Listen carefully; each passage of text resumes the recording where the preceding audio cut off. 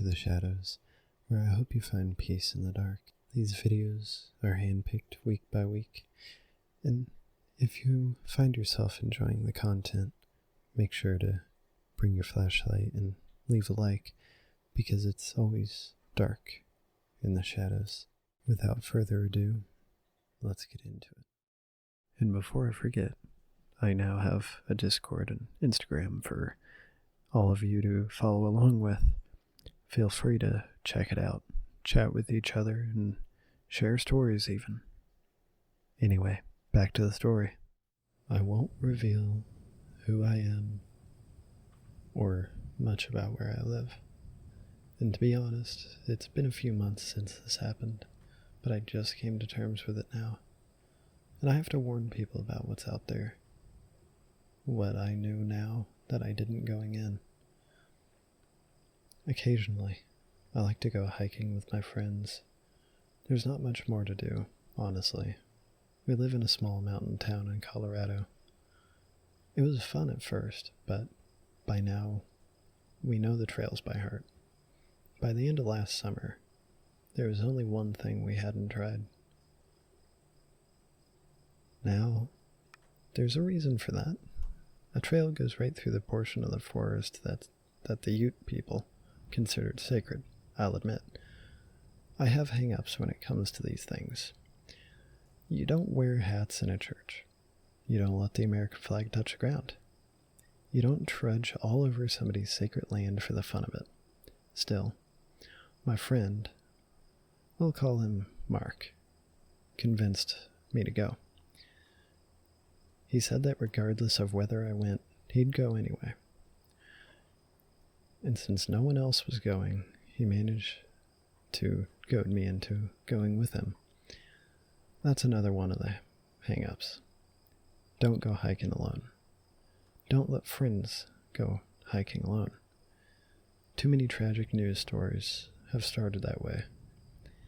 So, I ended up going with him, reluctantly.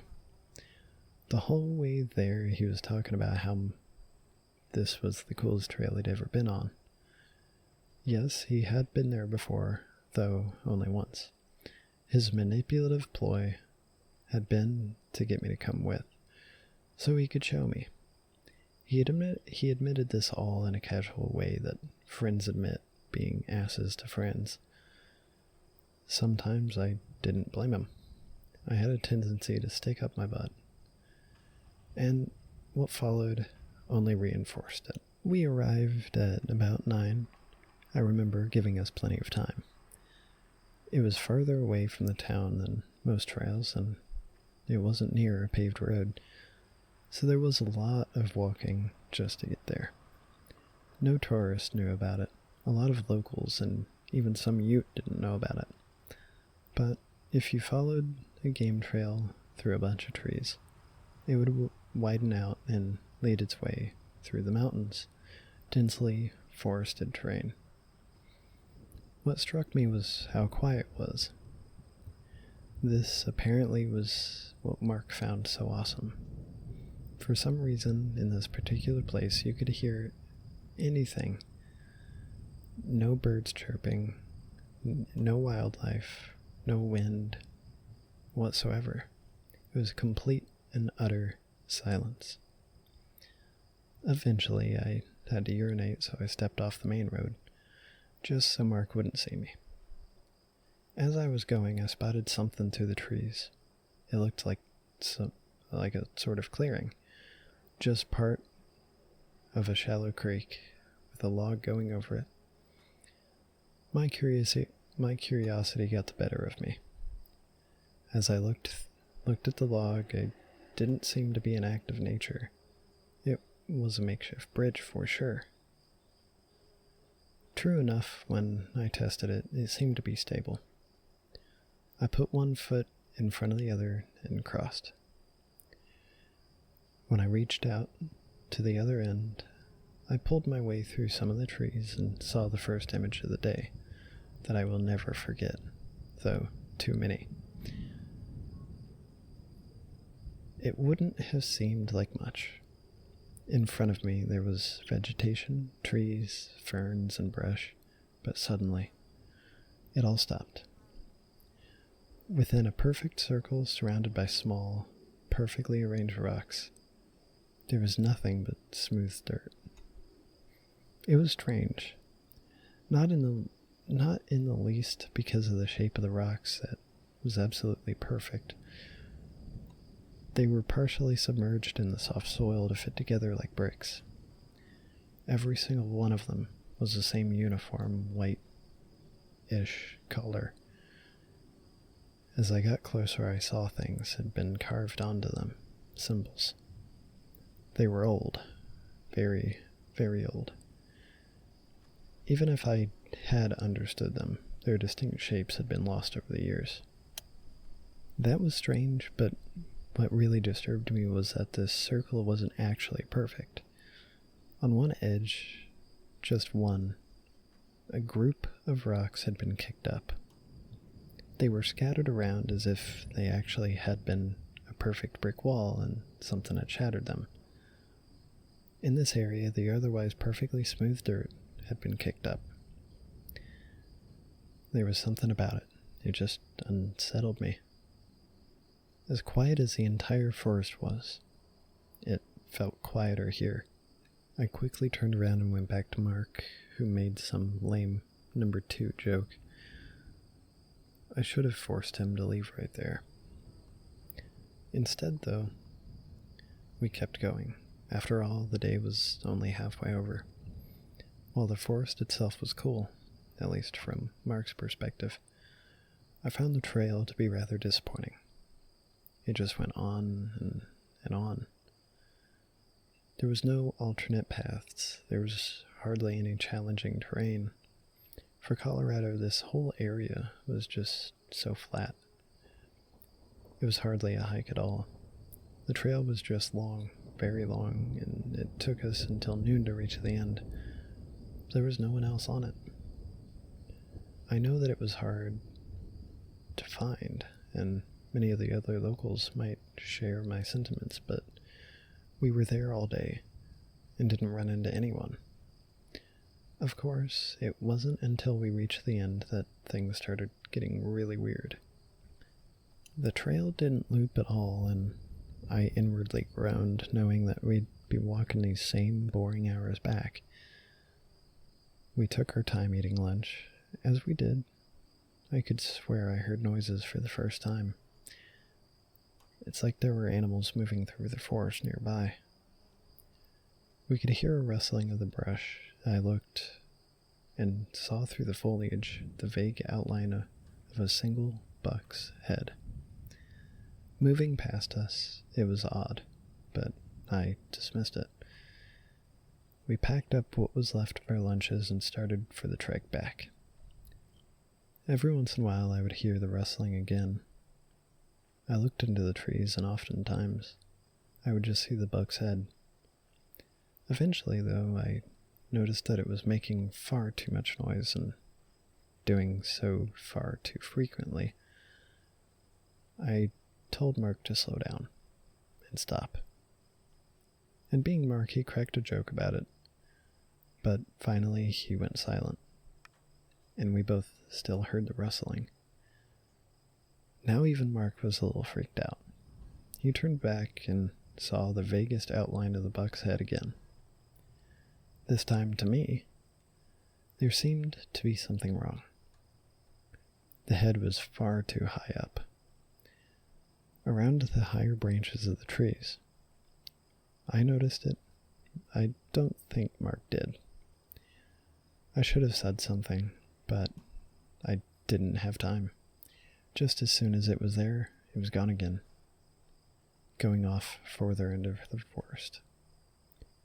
I remember Mark talking about how deer were annoying as hell, about how he was just going to scare it off or something. I don't remember exactly what he said, and that bothers me because I should remember. He's one of my best friends, after all.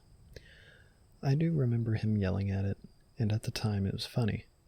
He walked off the road and disappeared down a ridge behind a layer of trees, pursuing it. For a minute, there was silence. That minute became 2. Mark? I called out. No answer. 5 minutes passed. I climbed down the ridge after him. I followed the general direction he had gone in, keeping the way back to the road in mind. I wouldn't go far, I knew, because he was smart enough not to go far. He hadn't. After a short time, I found a place where there were signs of a struggle. In addition, there was blood. There was a lot of blood. It was all over the trees and the ground. I cursed to myself. There were other things too. In addition to the blood, pieces of flesh that I didn't like to look at. There were marks showing that something had been dragged away from here. Mar, I called out again, furiously now. Forgetting the trail for a second, I ran forward, along the drag marks. After running too far to be safe, I reached a small ravine, with a creek running through it. I narrowly stopped myself. It wasn't a long drop, but it still hurt you. And a sprained ankle in the middle of the forest was bad news. Everybody knows that. The trail stopped there. Mark? I murmured, then called out again. Something heard, but it wasn't Mark. Across the ravine from me, I heard a rustling and saw the trees stirring. Something stopped in the foliage and revealed itself. This was the second image that was burned into my mind. Please, give me a second. I've spent every day for the past few months trying to tell myself this wasn't real. At first, I saw a head. The head of a buck. But it came forward, and I realized that it was 7 feet above the ground. I was staring at a 7-foot creature in the face that had a massive buck's head, but a humanoid body. The creature snorted. Its buck face reminded neutral, scared looking even, as if it wasn't sure the malicious whims of the body beneath it. There was blood dripping from its horns, which was not at all like the horns of an average buck, but jagged and pointed and rather unorganized. A mess of sharp, bloody points. Its human-esque body was dark-skinned and naked, with very human genitalia. Just like its horns, implying that things that I don't want to think of. I remember both its arms and its legs. They started human, but near the very bottom, they started distorting and became animalistic. At the ends of its legs were very powerful hooves. At the ends of its arms were hands with long claws every bit as jagged as the horns on its head. In one of those claws, Mark's body was being held by his shirt. I examined him only briefly, just long enough to notice that the shape of its head was not once what it had been. For a moment there was silence. I didn't scream. I couldn't believe what was in front of me. Then the creature's ears riffled. It dropped Mark's body apathetically and started backing up. Its deer head hung lazily to the side as it moved. My brain rang. Suddenly, it's gonna jump the gap. It's coming for me. With the logical side of my mind turned off, I turned around and ran, hopefully in the exact opposite direction of the way I came.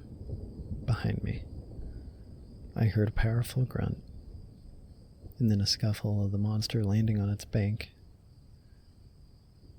There was a horrifying roar, something that sounded like a buck and a grizzly bear shouting together. I had never ran so fast in my life, or, well, so desperately in all my life. But it was still gaining on me. As I ran through the forest, I started to feel its warm, hungry breath on my back. Its hands were extending, and I swear I could feel one of the claws scratch me. I ran and scurried up the bank leading up to the path. I don't know how I got there without it grabbing me, but I did. Then I took off down the road, hoping that I was going in the right direction while running. I threw my backpack off and gained some speed.